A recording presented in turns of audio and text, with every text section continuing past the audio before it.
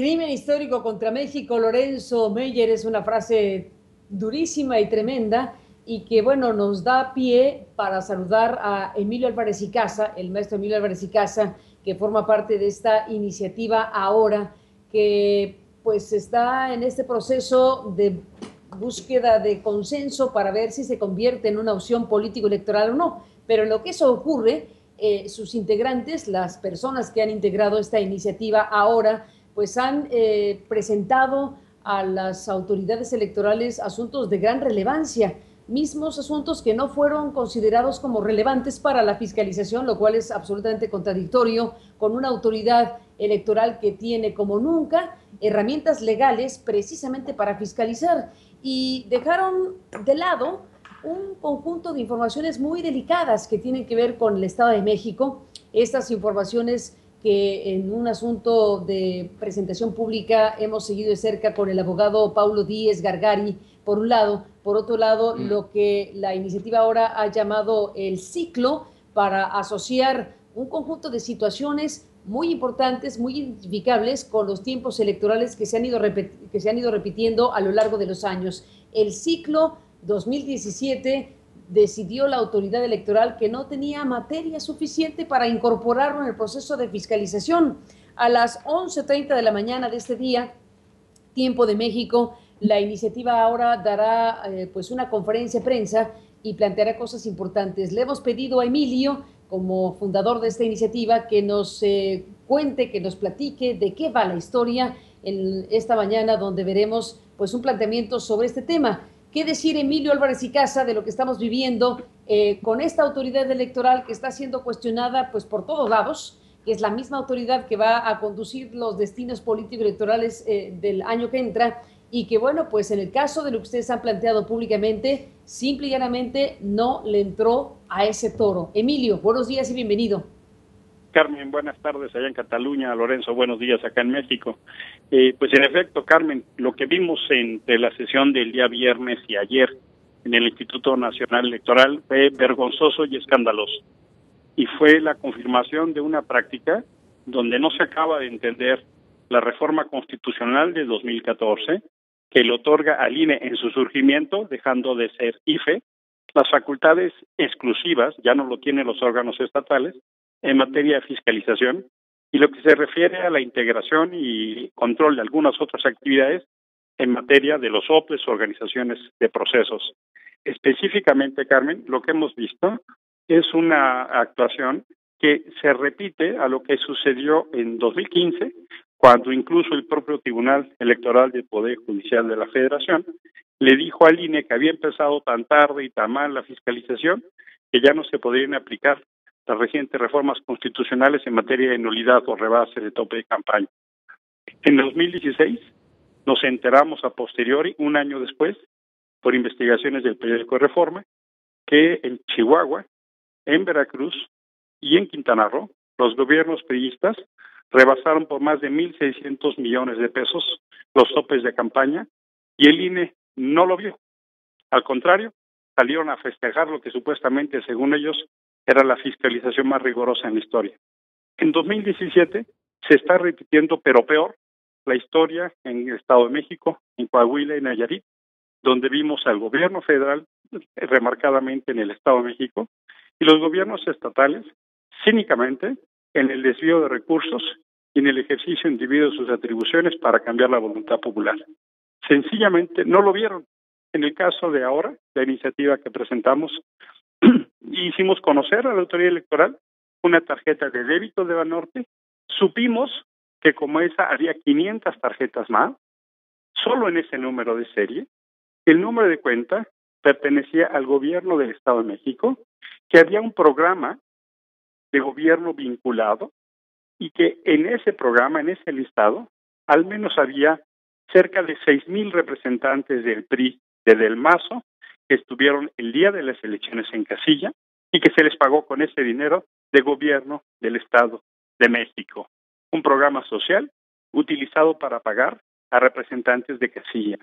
El INE no lo vio. Pero lo que resulta realmente escandaloso es el comportamiento de la unidad de fiscalización.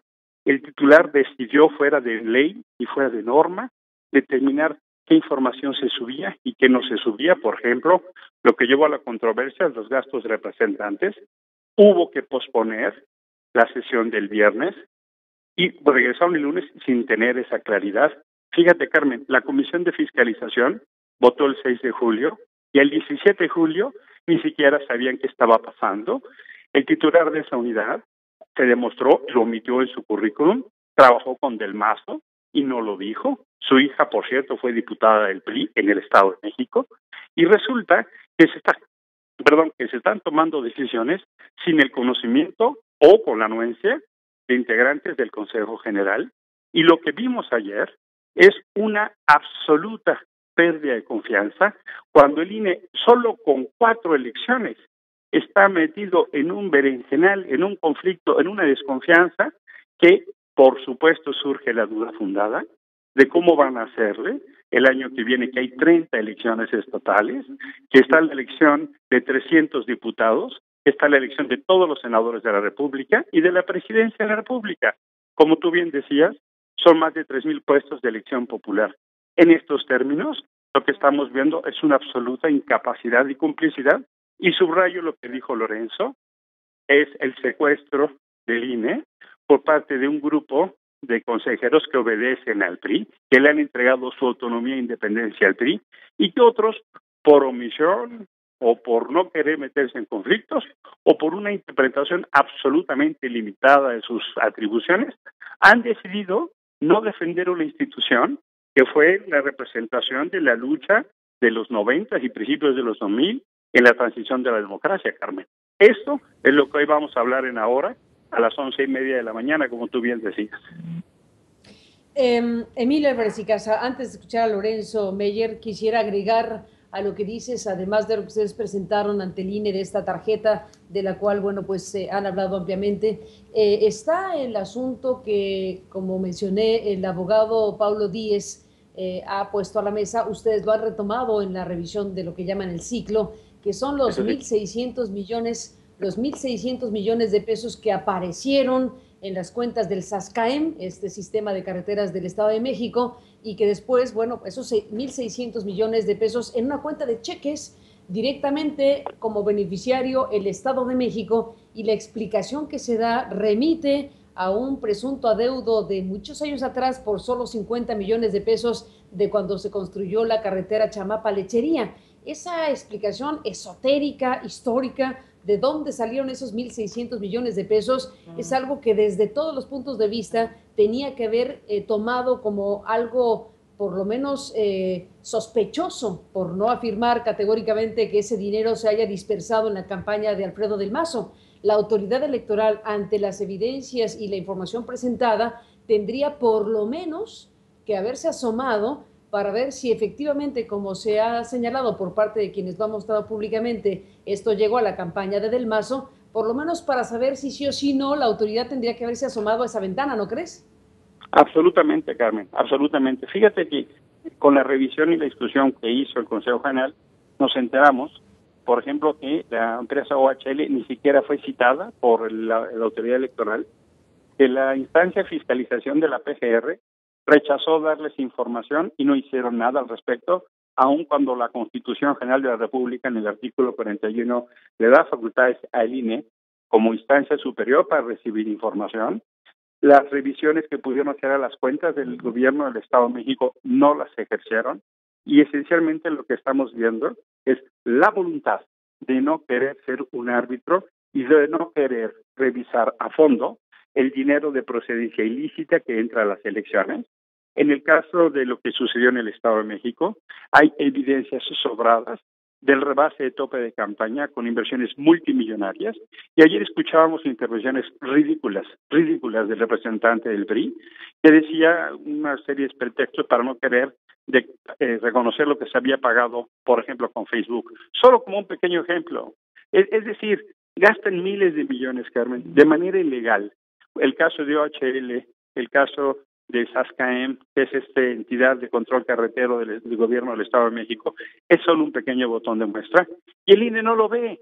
El INE cree que solo instalando casillas o poniendo mamparas se va a contener este fenómeno de inequidad y de uso de recursos ilegales en los procesos electorales. No es así, Carmen. La democracia en México hoy tiene como grande desafío el uso de recursos de procedencia ilícita, donde se trastoca gravemente la equidad y se trastoca gravemente la voluntad de la ciudadanía. Y la autoridad electoral sencillamente renuncia a sus facultades o en complicidad con los partidos políticos.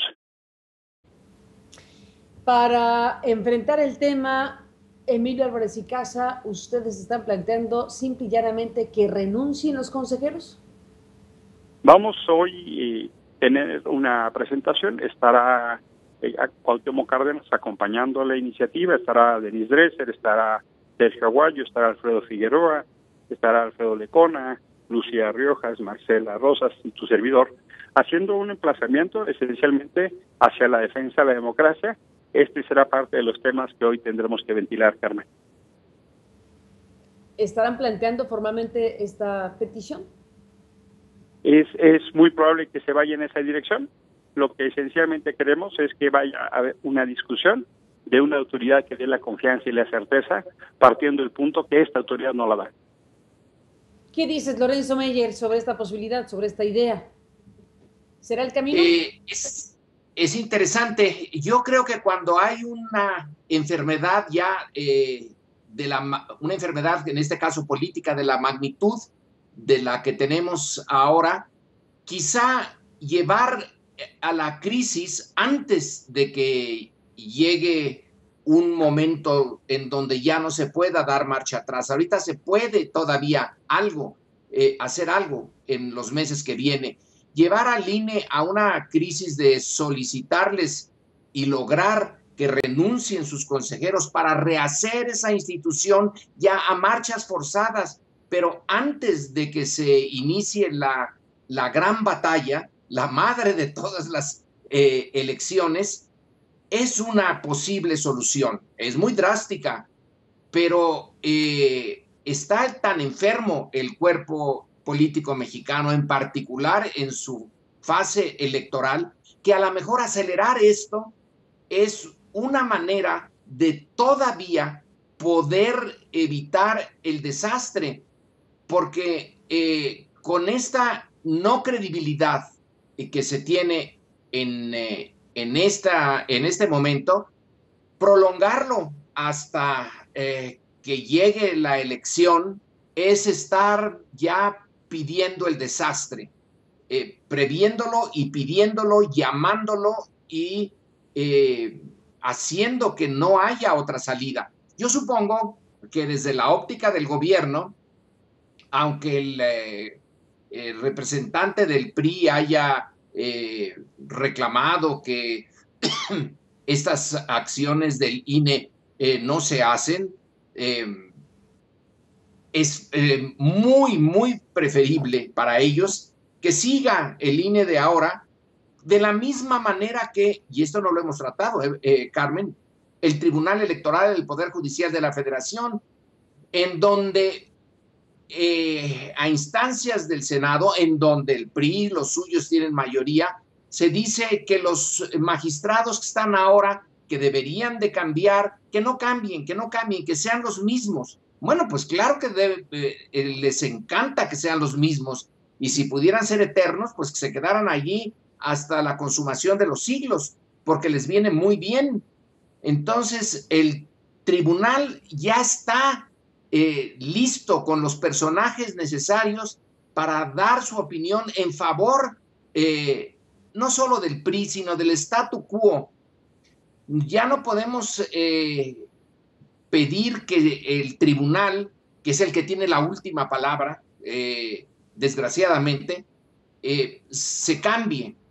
Pero entonces el INE, que es ahorita el foco de atención, yo creo que sería muy saludable pedir la renuncia de los consejeros, limpiarlo. Algunos podrán decir, bueno, pero yo hice lo mejor, tenía muy buenas intenciones. Pero Carmen, tenemos una historia electoral mexicana, una historia que empieza, fíjate, con la Constitución de Cádiz, que fue la que impulsó la primera elección popular en México. Y ya llevamos 2 siglos de elecciones.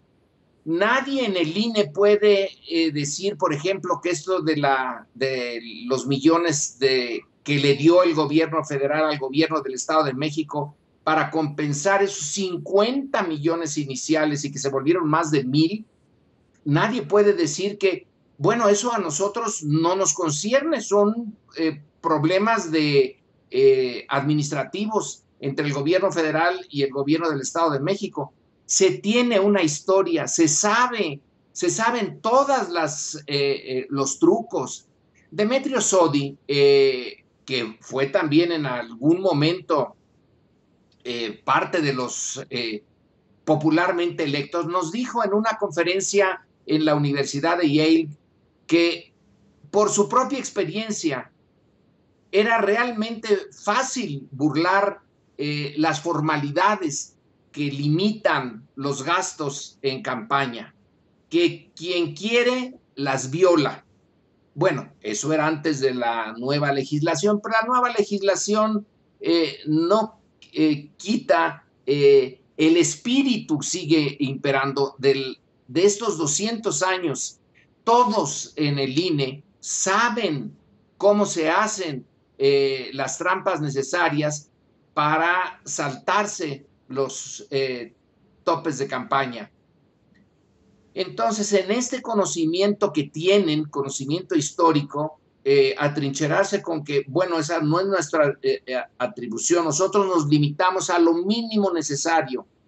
Bueno, pues mientras se limitan así, pues nunca van a encontrar, como es lo que tú has mencionado, el caso de unos millones, 1,000 y tantos millones de pesos que le llegaron al Estado de México procedentes del gobierno federal y que luego quién sabe dónde quedaron justo cuando se estaba dando el proceso previo a la elección del Estado de México, que es cuando se compran los votos, cuando se induce el voto, cuando se requieren de muchísimo dinero. Entonces, inocencia no puede haber en el INE. Puede haber falta de voluntad, pueden estar simplemente atorados, porque como representan a los partidos, que eso no debería de ser, deberían de representarnos a nosotros, a la sociedad, pero la sociedad ahí no entra. En el INE no está la sociedad mexicana, están los partidos, y los partidos tienen ya esta decisión de seguir siendo parte de los que exprimen y explotan a la sociedad mexicana. Entonces, una crisis a tiempo ahorita puede evitar una crisis mayor en el 2018. Cerrar, Emilio Álvarez y Casa, Lorenzo Meyer, con este tema.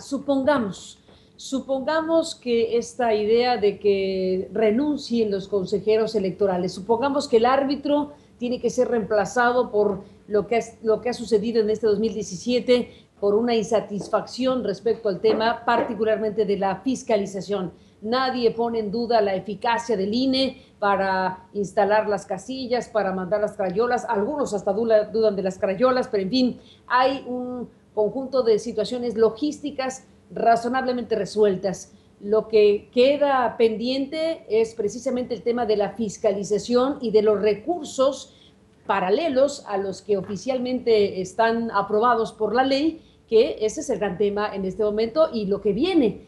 Supongamos que les toman la palabra, supongamos que esta idea de solicitar la renuncia de los consejeros prospera. ¿Se imaginan, Emilio Álvarez y Casa, Lorenzo Meyer, al cuarto para las 12, porque la elección es en 2018 y realmente no se inventa una autoridad electoral de la noche a la mañana? Supongamos que ocurre, ¿se imaginan el tipo de situación que se daría para reemplazar al árbitro electoral? ¿Te imaginas, Emilio, lo que puede pasar en un congreso como el nuestro, en una situación como la que vive México, cambiar al árbitro a la mitad del río? Mira, Carmen, en ahora nos hemos dado la tarea de hacer una investigación muy profunda, muy sistemática, que hoy vamos a presentar. Una investigación que hemos denominado el secuestro, que justo muestra cómo ha sido la lucha, no solo en defensa de la democracia, sino del Estado democrático de derecho y de las instituciones democráticas, y cómo sucesivamente se ha ido en un proceso de regresión autoritaria, que en los últimos años, no solo en el gobierno de Enrique Peña Nieto, sino en el desempeño del Instituto Nacional Electoral, ha encontrado una de sus máximas expresiones.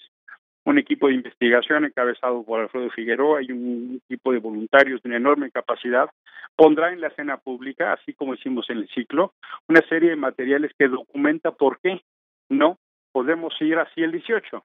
¿Por qué ir así el 18? Como decía Lorenzo, generaría una condición de crisis mayor.